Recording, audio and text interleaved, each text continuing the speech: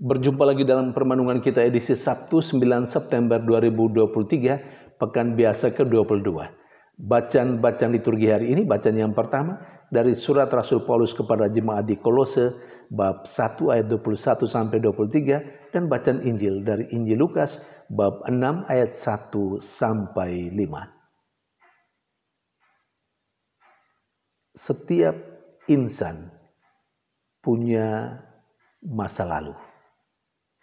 Dan masa lalu itu adalah sebuah sejarah.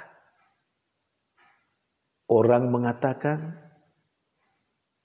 sejarah, terutama masa lalu, jangan pernah dilupakan. Mengapa? Masa lalu adalah rentan waktu yang membentuk setiap insan menjadi seperti sekarang ini. Seperti apa manusia sekarang ini, saya dan Anda, itu karena masa lalu. Karena itu, masa lalu tidak sekedar untuk dikenang, tetapi masa lalu memang harus diingat supaya insan siapapun itu tahu dirinya, lalu menyadari bahwa dirinya yang sekarang ini terbentuk oleh setiap peristiwa masa lalu. Rasul Paulus dalam bacaan yang pertama hari ini kepada jemaatnya di Kolose mengajak mereka untuk mengingat masa lalu, untuk mengenang kembali sejarah hidup mereka hari-hari yang lalu. Rasul Paulus menegaskan kepada mereka, masa lalu mereka adalah masa yang kelam, di mana mereka hidup dalam kejahatan. Itu perlu diingat supaya jemaat Kolose tidak lupa diri, tidak sombong. Bagi Paulus, mengenang atau mengingatkan jemaat Kolose akan masa lalu mereka, mendorong mereka untuk terus membangun sebuah kehidupan yang lebih baik saat itu dan untuk ke depan. Rasul Paulus sekaligus juga mengingatkan jemaat di Kolose bahwa mereka telah dibebaskan oleh masa lalu yang kelam itu karena Kristus dan karena darah Kristus. Mereka sudah diperdamaikan dengan Allah melalui Yesus Kristus. Karena itu, Paulus mengajak mereka untuk melihat ke masa depan, supaya mereka hidup dalam iman yang kokoh, iman yang tidak goncang, tetap berpegang teguh pada iman itu. Saudari dan saudara yang terkasih, kita punya masa lalu. Dan masa lalu itu telah membentuk diri kita seperti saat ini kita ada. Masa lalu memang tidak sekedar untuk dikenang, tetapi masa lalu selalu kita ingat supaya kita tidak lupa diri saat ini. Seringkali orang lupa masa lalu dan menjadi sombong hari ini. Seringkali orang lupa dari mana dia berasal, masa lalunya. Lalu dia menjadi orang yang sombong saat ini. Saudari dan saudara terkasih, terinspirasi oleh bacaan pertama hari ini, kita semua juga diajak setelah mengingat kembali masa lalu kita. Seperti apa masa lalu kita? dan telah membuat kita menjadi seperti sekarang ini. Kita diajak untuk tidak sekedar melihat masa lalu, tetapi juga untuk melihat masa depan. Dan masa depan ditentukan oleh apa yang kita lakukan hari ini. Rasul Paulus sebagaimana ajakannya kepada jemaat di Kolose juga mengajak kita untuk hidup dalam iman, untuk bertumbuh dalam iman, dan berpegang teguh dalam iman.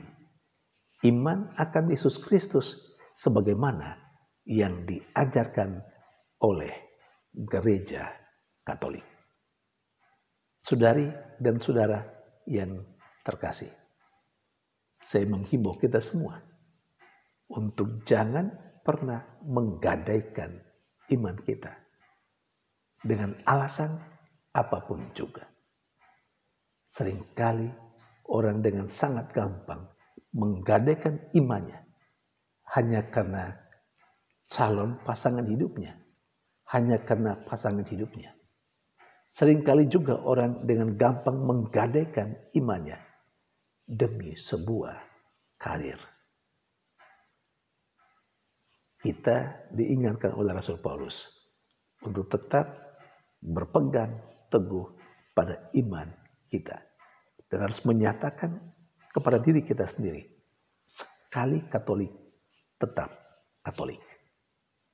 Saudari dan saudara yang terkasih, sementara dalam bacaan Injil kepada kita diingatkan bahwa di satu sisi tata aturan itu penting, tetapi di sisi lain kemanusiaan jauh lebih penting dari tata aturan itu. Murid-murid Yesus, bahkan Yesus sendiri, sepertinya ditegur mengapa mereka melakukan yang tidak diperbolehkan pada hari Sabat. Mereka memetik gandum, menggisarnya dengan tangannya, lalu memakannya. Menjawab apa yang dipersoalkan oleh kelompok yang biasa berpolemik dengan Yesus. Yesus mengajak mereka untuk kembali mengenang sejarah masa lalu. Apa yang dilakukan oleh Daud. Ketika murid-murid Daud lapar dan akhirnya makan roti sajian dalam bait Allah yang seharusnya tidak boleh dimakan oleh siapapun kecuali oleh para imam. Tetapi demi kehidupan murid-muridnya, Daud memperkenankan itu. Saudari dan saudara yang terkasih, demikian juga dengan kehidupan kita saat ini. Kita harus mengakui bahwa tata aturan tetap harus ada. Tetapi kemanusiaan itu nilainya jauh melampaui tata aturan itu. Karena itu demi sebuah kemanusiaan, kita kiranya bisa mempertanggungjawabkan kalau tata aturan yang ada boleh kita lewati. Boleh untuk sementara kita abaikan.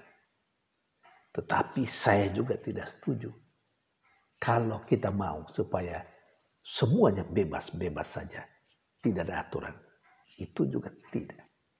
Karena hidup yang baik adalah hidup yang dilandasi. Hidup yang diukur. Hidup yang diatur oleh tata aturan demi sebuah kehidupan yang lebih baik. Kehidupan yang lebih disiplin. Dan ini semua berguna untuk kehidupan hari esok. Hari esok ditentukan oleh seperti apa kita menjalani hidup hari ini. Mari kita tetap menjunjung tinggi kemanusiaan sambil memperhatikan juga peraturan sejauh itu membuat manusia makin bertumbuh dan berkembang karena tata aturan yang ada. Tetapi ketika kemanusiaan akhirnya harus dikorbankan hanya karena tata aturan, di situ tata aturan bisa kita abaikan. Saudari dan saudara yang terkasih, semoga permenungan sederhana ini mengingatkan kita betapa pentingnya kita mengingat masa lalu, tetapi bukan untuk tinggal pada masa lalu. Kita perlu melihat masa lalu, mengenang masa lalu, supaya kita menjadi manusia yang rendah hati hari ini. Banyak kali orang lupa masa lalu, maka menjadi sombong hari ini. Dan mari kita menata hidup kita untuk hari esok. Apa yang kita lakukan hari ini berguna untuk hari esok kita. Baik dalam hidup di dunia ini, lebih lagi untuk hidup bersama dengan Tuhan sendiri. Tuhan memberkati.